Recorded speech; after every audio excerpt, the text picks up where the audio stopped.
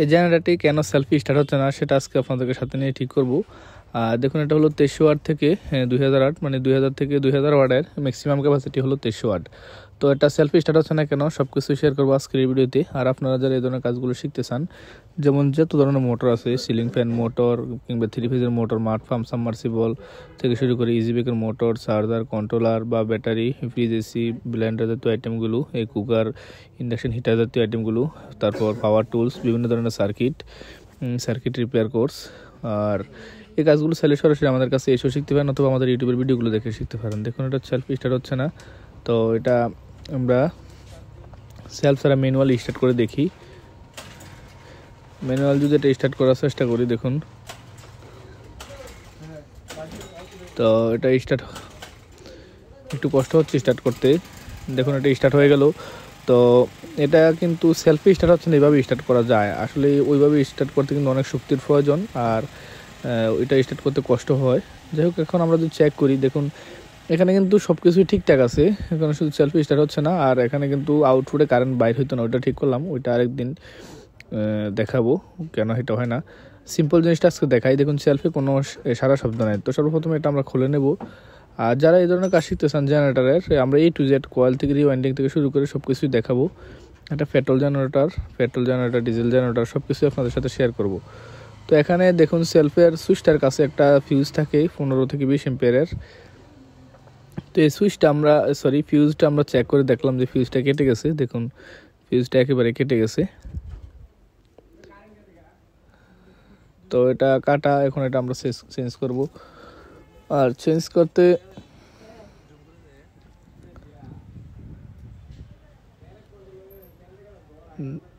দেখুন, এখন যদি এটা ফিউজটা চেঞ্জ করার পর আমরা চেক করে দেখব যে আসলে সব ঠিকঠাক আছে কিনা। দেখুন, এটা কাজটা হয়ে গেল আর সম্পূর্ণরূপে স্টার্ট।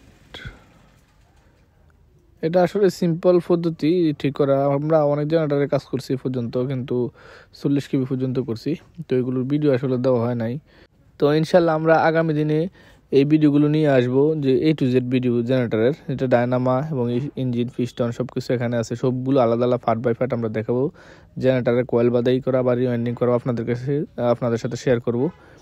কারণ আমরা কয়েল রিওয়াইন্ডিং নিয়ে বেশি কাজ করি। যে কোনো কয়েল হোক, এটা জেনারেটর হোক, চার্জার হোক, মোটর হোক বা ফ্যানের হোক, যে কোনো কয়েল বা মোটরসাইকেলের ডায়নামার হোক। তো যাই হোক, আপনারা যারা এই ধরনের কাজগুলো শিখতে চান অবশ্যই আমাদের সাথে থাকুন। আর আমরা যত ধরনের কাজ আছে ইলেকট্রনিক্স জাতীয় প্রায় সব ধরনেরগুলোই করে থাকি, মানে এভারেজে আর কি। আর আমাদের সব ভিডিও কিন্তু এখনও বানানো হয় নাই।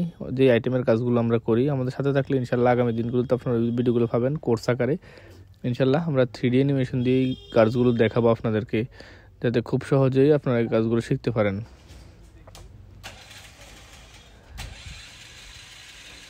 তো আমাদের জেনারেটরটা স্টার্ট হয়ে গেল, স্টার্ট নিচ্ছে।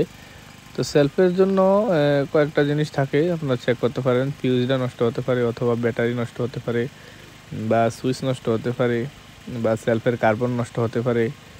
এখানে কয়েকটা জিনিস থাকে। অথবা সেলফে যদি মোটর ঘুরে, তাহলে প্লাগটা পরিষ্কার করতে হবে, প্লাগে ডিস্টার্ব হতে পারে, সব কিছুই। আর বিস্তারিত জানতে আমাদের ইউটিউবে ভিজিট করুন। Thank you for watching this video.